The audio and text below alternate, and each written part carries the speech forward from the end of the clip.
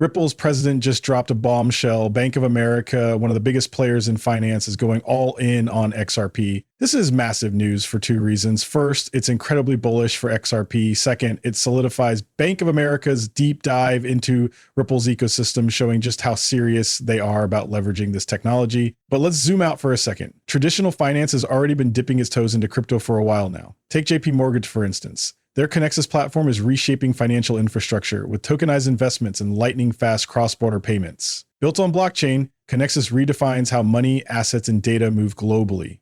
Fun fact, this started as Onyx, a private blockchain project. JP Morgan, doesn't matter if it's JP Morgan or any other big name. Private blockchain initiatives just don't stand a chance against public chains. Private chains are like ships stuck in the harbor. They're not going anywhere. They'll never see the massive activity and adoption that public blockchains are pulling in. The difference is night and day. Anyone dabbling in private blockchain tech will quickly realize they're missing out on the real wave of innovation, which lies in the open public ecosystems driving the future forward. This just goes to show JP Morgan is already deeply in the game, and they're not alone. Take State Street, for example. Back on February 17th, they announced plans to roll out crypto custody services by 2026. Citi, they're no stranger to this space either. They've been a major player since at least 2021, and they're still making moves. Citi Digital Assets has been working on solutions aligned with their vision, governance, and risk appetite, all powered by a unified tech strategy. But here's the intriguing part. What exactly is that shared technology? Could Citi still be linked to Medico, now Ripple Custody, a company they partnered with before Ripple acquired them? One thing's for sure, Citi is laser focused on tokenization, and it's going to be fascinating to see where this leads. Citi is making waves, diving deep into digital custody, settlement, DLT, and blockchain. They're not just dipping a toe, they're fully in. But it's not just Citi. Let's talk about BNY Mellon. On April 3rd this year, they took things up a notch, expanding their digital asset platform with a groundbreaking on-chain offering, and that's just the tip of the iceberg. Remember SOB 121? Gone. The OCC, empowering big banks, the FDIC on board too. The message is loud and clear. The big banks have arrived, and they're not slowing down. They're ready, and they're gearing up to scale. With the market finally opening wide for them, what's next? Simple. They're about to take things to the next level. Here's the exciting part. Even throughout this year, Bank of America has been dropping hints about their big moves. Take February, for example. They floated the idea of launching a stablecoin. And back in January, their CEO openly stated that the financial industry would embrace crypto payments if regulators gave the green light. Sound familiar? We've highlighted this before because of its strong ties to XRP and Bank of America's potential role. But it doesn't stop there.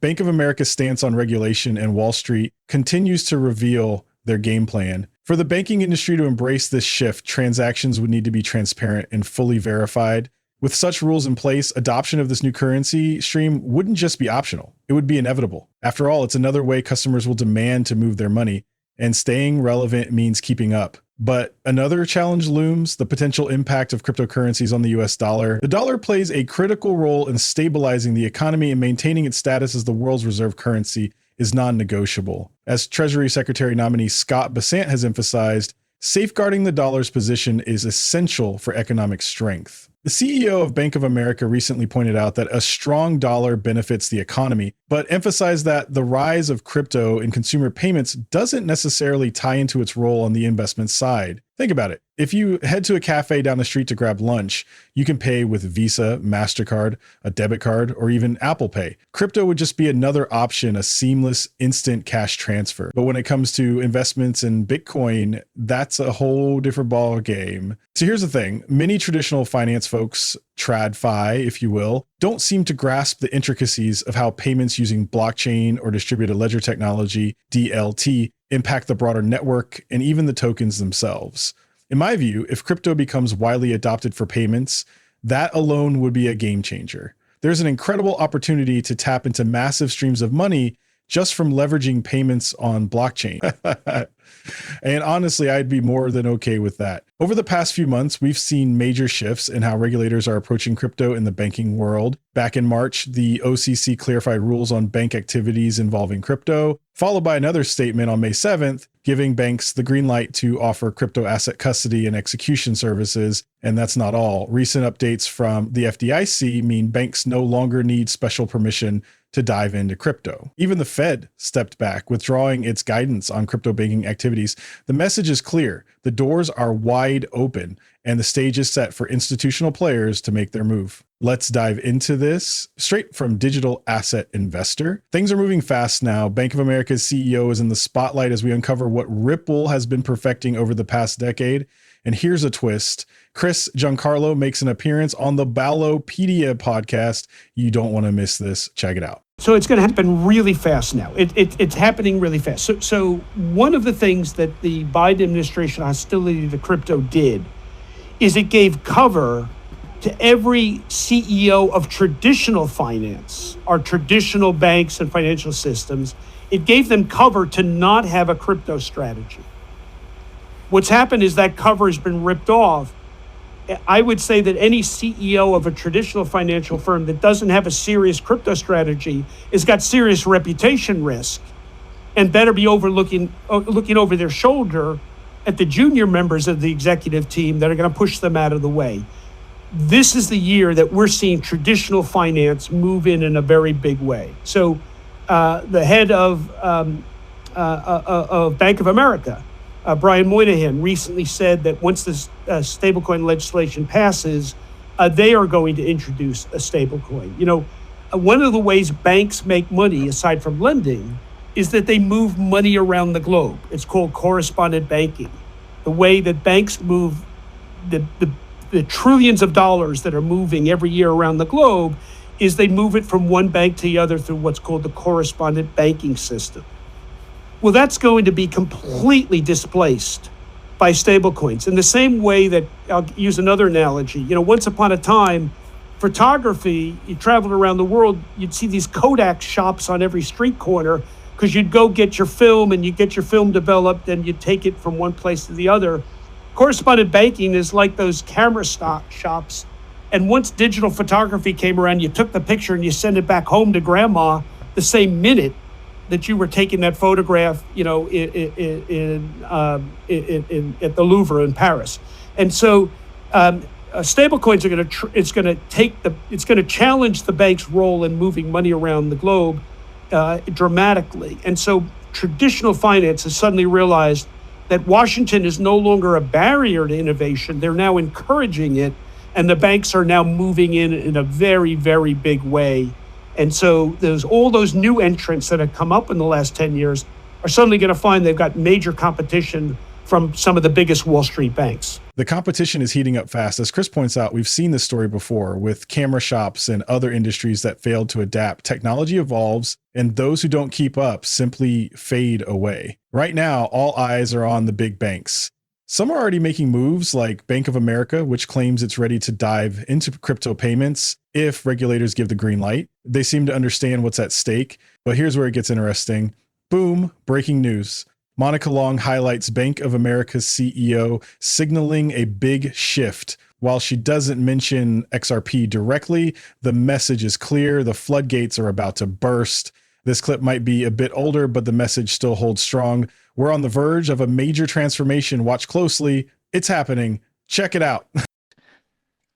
It feels like the floodgates are going to open this year, doesn't it? I mean, so within the past week, a couple weeks, so SAB 121 being called back or rolled back.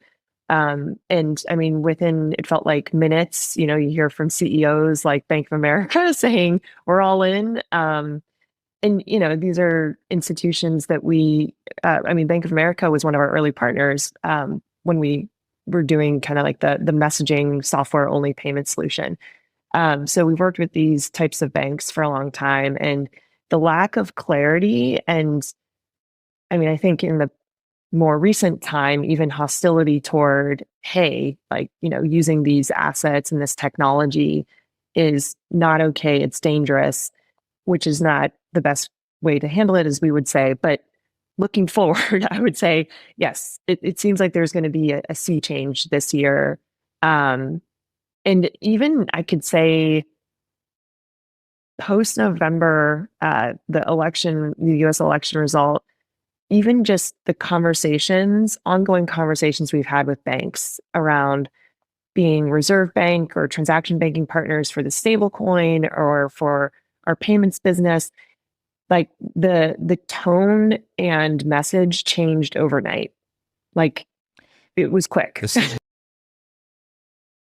has been my main focus lately, especially knowing that Bank of America has a solid long-term partnership with Ripple.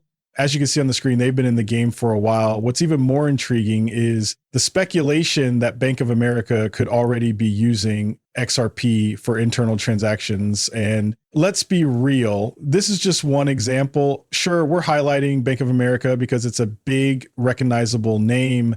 But here's the exciting part. They're just one of hundreds of institutional players tied to Ripple, all of whom could start leveraging XRP very soon. The whole internal transaction story, well, it's been quite the buzz, hasn't it? I wouldn't call it a total non-event, but the truth is we don't have solid evidence to confirm or debunk it. It all started with David Stryzewski's claim back in early January. He mentioned that Bank of America had supposedly been using it for all their internal transactions for about 2 years until they suddenly stopped. Naturally, that got everyone talking. Here's my take. Ripple might just be seen by the US as a potential alternative to the SWIFT system. That's exactly what David suggested. Can we outright prove it? No. But can we dismiss it entirely? Also, no. The lack of proof cuts both ways, leaving us with plenty to speculate on. Bank of America and Ripple have a long-standing partnership. That much is clear. In fact, the bank has confirmed plans to use XRP powered on-demand liquidity once Ripple's legal battle wraps up. Here's the exciting part. Behind the scenes, banks like BOA could already be gearing up, quietly testing and preparing to fully embrace XRP at scale once regulatory clarity is achieved. Just think back to January, when Bank of America's CEO hinted at their readiness to dive in. The landscape is shifting and fast. Watching how institutions like Bank of America engage with Ripple and XRP is crucial. It could have a massive impact on the future of XRP soon. As things unfold, stay tuned and keep an eye out. If you enjoyed this, don't forget to hit like, subscribe, and turn on notifications for more awesome content coming your way. Thanks for tuning in. And as always, stay amazing. Catch you next time.